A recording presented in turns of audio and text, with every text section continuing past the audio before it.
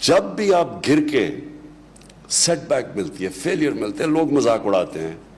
جب آپ پھر کھڑے کا مطلب یہ کہ آپ تجزیہ کرتے ہیں کہ میرے سے کیا غلطی ہوئی، یہ میرا آئیڈیا کیوں نہیں میں پہنچ سکا. وہ جو تجزیہ ہوتا ہے جس میں سول سرچنگ جسے کہتے ہیں، جب آپ پھر سے اپنی وہ جو غلطی ہوتی ہے اس کو دور کر کے جب آپ پھر پیروں پہ کھڑے ہوتے ہیں، آپ پہلے سے زیادہ تکڑے ہو جاتے ہیں، اپنی مشن کے قریب پہنچ جاتے ہیں. اور یہ مسلسل ایک پروسیس ہے جس کو سٹرگل کہتے ہیں. قرآن میں بھی اللہ کہتا ہے کہ میں تمہیں اتنا ہی دوں گا جتنی تم جدوجہد کرو گے، سٹرگل کرو گے. سٹرگل بناتا ہے ایک انسان کو. اور یہ جو ایک آسان راستہ لوگ لے لیتے ہیں، میرے پاس کئی آتے ہیں جی مجھے جی سرکاری نوکری دے دو، سرکاری نوکری دے دو. میں کہا کیوں سرکاری نوکری چاہیے؟ بس جی پینشن لگ جائے گی، آئے گی، کام کرو یا نہ کرو کہ تنخواہ مل جائے گی. یہ جو راستہ ہوتا ہے تباہی کا راستہ ہے. اگر کسی انسان نے اپنا پوٹینشیل ختم کرنا ہے نا تو بس آسان راستہ لے لو.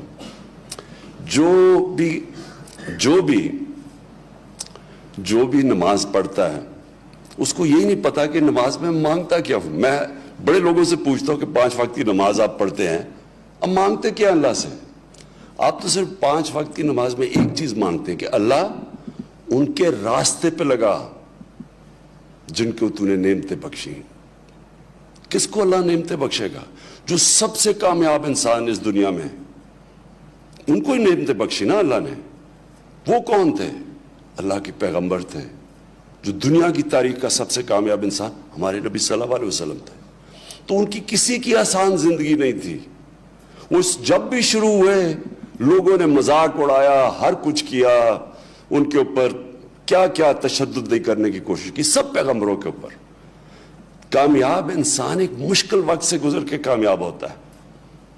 یہ جو فیری ٹیلز میں کہتا ہوں نا کہ ہیپلی ایور آفٹر، یہ فیری ٹیلز میں ہوتا ہے. زندگی کے اندر جس دن آپ کی سٹرگل ختم ہوتی ہے آپ کی زندگی نیچے چلی جاتی ہے. زندگی میں پلیٹو نہیں ہوتا، یا آپ اوپر جا رہے ہیں یا نیچے آ رہے ہیں. اور جب تک آپ کی سٹرگل آپ اوپر جاتے رہتے ہیں، کیونکہ اللہ نے جتنی پاور دی ہے انسان میں، جتنی صلاحیت دی ہے، وہ نکلتی تب ہے جب وہ انسان اپنے آپ کو چیلنج کرتا ہے، ایک مشکل وقت کا سامنا کرتا ہے. یہ جو سٹارٹ اپس ہیں، یہ سٹارٹ اپس وہ لوگ ہیں جن میں حوصلہ ہوتا ہے اپنے آئیڈیا کے پیچھے جانا، اور وہ معاشرہ جو ان لوگوں کی مدد کرتا ہے، ان کو انکریج کرتا ہے، وہ معاشرہ اوپر جاتا ہے. امریکن ڈریم کیا تھی؟ امریکہ کیسے ایک عظیم ملک بنا ہے؟ جبکہ ایک سٹرکچر معاشرے کے اندر، اور جو معاشرے ڈکلائن میں ہوتے ہیں وہ کبھی انکریج نہیں کرتے ان چیزوں کو. جو ایک معاشرے کی اگر آپ نے دیکھنا ہے نا کہ وہ وائبرنٹ ہے یا نہیں، اس میں جان ہے یا نہیں، وہ اوپر جا رہا ہے یا نہیں، صرف یہ دیکھ لیں کہ وہ اپنے نوجوانوں کو کتنی آزادی دیتا ہے، کتنا ان کو بیک کرتا ہے، ان کی آئیڈیاز کو کتنا بیک کرتا ہے. یہ جو وینچر کیپٹل جو چیز دیکھ لی ہے، یہ کیا ہے کہ ایک آئیڈیا کو بیک کر دیتے ہیں لوگ، پیسے لگا دیتے ہیں آئیڈیا کے اوپر، اور وہ معاشرے اوپر چلے جاتے ہیں. جو بھی معاشرہ ڈسکریج کرتا ہے، جو کہتا ہے جی یہ ہو ہی نہیں سکتا، جب ایک گورنمنٹ کمزور، یا ایک گورنمنٹ کی جو گورننس سسٹم نیچے جا رہا ہوتا ہے تو ادھر کی بیوروکریسی جو بھی آپ آئیڈیا لیں وہ ادھر سے شروع کرتے ہیں کہ یہ نہیں ہو سکتا. لیکن جب ایک اوپر جا رہی ہوتی ہے گورنمنٹ تو وہ آئیڈیاز کو سمجھتے ہیں، بیک کرتے ہیں آئیڈیاز کو، اور ایکسپیریمنٹ کرتے ہیں. اور پھر یہ ڈرتے نہیں ہیں. یہ جو فیلئر سے ڈرنا ہے نا، یہ جو ڈرنا ہے کہ میں فیل نہ ہو جاؤں، یہ کبھی آج تک کسی انسان نے بڑا کام کیا ہی نہیں جو یہ ڈرتا ہے فیلئر سے. اس لیے قرآن کی آیت ہے، قرآن کی آیت اللہ کہتا ہے کہ جو لوگ ایمان لے آئیں اللہ ان کے خوف دور کر دیتا ہے.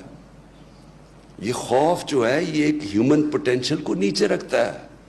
بڑا انسان بن ہی نہیں سکتا جو ڈرتا ہے، ہارنے سے ڈرتا ہے، رسک چلا جائے ڈرتا ہے، ذلیل کر دیں گے جی مجھے، میں اس سے خوف زدہ ہوتا ہے.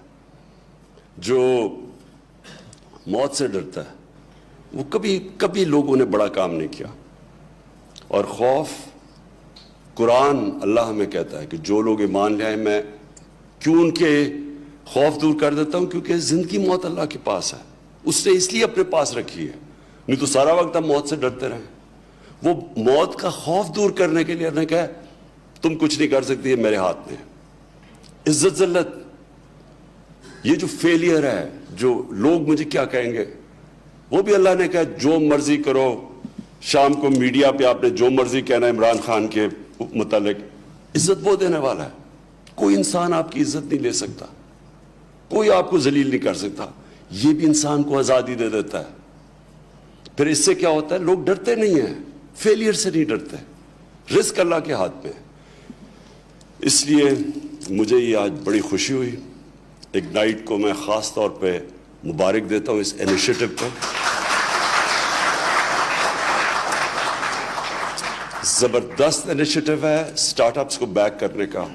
یہ شو کرتا ہے کہ ہمارے ملک کا راستہ ٹھیک ہو گیا, ہم صحیح راستے پہ جا رہے ہیں. آپ نے بالکل بیک کرنا اس طرح کے لوگوں کو. میں نوجوان کہنے لگا تھا, عموماً تو نوجوانوں کے پاس آئیڈیاز ہوتے ہیں, جنون ہوتا ہے, لیکن یہاں تو میں نے بڑے بھی دیکھے جو کہ اپنے آئیڈیاز لے کے آئے ہوئے تھے. یہ زبردست چیز ہے. یہ جو آئیڈیا ہے کہ آپ نے آف دا ٹراڈن پاتھ, وہ کہتا ہے نا کہ I took the path less trodden upon and that's what made the difference. یہ جو نئی سوچ ہوتی ہے وہ آزاد ذہن نئی سوچ رکھتے ہیں. غلام ذہن نہیں رکھ سکتا, غلام تو فالو کرتا ہے. آزاد انسان اپنے راستے چوز کرتا ہے. جو اس ملک کو میں, کیونکہ ہم بڑے ہوئے ہیں, ہم پہلی جنریشن تھے جو ایک آزاد پاکستان میں پیدا ہوئے. کلونیلزم, غلامی, سب سے بڑا ظلم فزیکل غلامی نہیں کرتا, ذہنی غلامی کرتا ہے. ذہنی غلامی کیا ہوتی ہے؟ میں جب پہلی دفعہ میچ کھیلنے گیا انگلینڈ پاکستان ٹیم کے ساتھ, تو میں سیریز شروع ہی نہیں ہوئی, انہوں نے پہلے سے کہہ دیا کہ تم ان کو ہرا ہی نہیں سکتے کیونکہ یہ انگریز ہیں, کیونکہ غلامی کی ہوئی تھی ان کی. تو یہ جو اور جب آپ ایسی سوچ رکھیں آپ جیت ہی نہیں سکتے. ہم جیتے ہوئے میچ ہار جاتے تھے کیونکہ ہمارے پہ کانفیڈنس ہی نہیں تھا. جو آزاد ذہن ہوتا ہے وہی بڑے کام کرتا ہے, وہی اپنا راستہ چنتا ہے.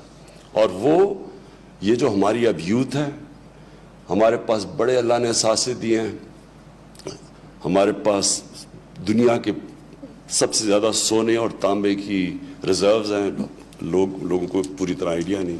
کوئلے کے ریزروز ہیں, ریئر ارتھ منرلز ہیں, زرخیز زمین ہے. ہمارے پاس پانی کا صحیح اگر آج ماڈرن استعمال کر لیں, ہمارے پاس تو پانی کی بھی کمی نہیں ہے. یہ جو جتنی چاہیے آج ماڈرن ٹیکنالوجی سے پانی کے اوپر, ہمیں تو اللہ نے بہت کچھ دیا ہے. ڈفرینٹ 12 موسم, اللہ نے اس ملک کو کسی چیز کی کمی نہیں دی. لیکن جو ہمارا سب سے بڑا اثاثہ ہے وہ ہمارا نوجوان ہے. ہمارا سیکنڈ ینگسٹ پاپولیشن ہے دنیا میں. یہ آج کل جو یہ جس طرف دنیا جا رہی ہے آئی ٹی کی طرف, اور آئی ٹی کی ٹیکنالوجیز کی طرف, اب جو نئی ٹیکنالوجیز آ رہی ہیں آرٹیفیشل انٹیلیجنس اور یہ بلاک چین اور وغیرہ, یہ جس طرف دنیا جا رہی ہے یہ ہمارا بہت بڑا اثاثہ ہمارے نوجوان ہیں. اب ینگ پاپولیشن ہے. ہم نے صرف ان کو ڈائریکشن دینی ہے, انکریج کرنا ہے. معاشرے نے فیصلہ کرنا ہے کہ ہم نے ان کے سٹارٹ اپس کو بیک کرنا ہے. جو ادارے ہیں جو ڈیل کرتے ہیں آئی ٹی سے, جو آئی ٹی منسٹری, پھر اسٹیٹ بینک, تاکہ ان کے لیے آسانیاں پیدا کریں, e commerce, F B R کہ ان کے لیے ٹیکس کے اندر ان کی مدد کریں. ان سب کی کوآرڈینیشن سے یہ میں آج آپ کو شور کرتا ہوں کہ گورنمنٹ انشاءاللہ پوری طرح اس سیکٹر کو بیک کرے گی, اپنے یوتھ کو بیک کرے گی, آئی ٹی سیکٹر کو بیک کرے گی, اور جس طرف دنیا اب جا رہی ہے. اور میرے میں کبھی اس چیز میں کبھی کوئی شک نہیں ہوا. اپنی میں نے جب 23 سال پہلے پالیٹکس شروع کی تھی, میرے میں کبھی بھی یہ شک نہیں تھا کہ انشاءاللہ یہ پاکستان وہ پاکستان بنے گا جو بننے جا رہا تھا جب ہم بڑے ہو رہے تھے 60s میں.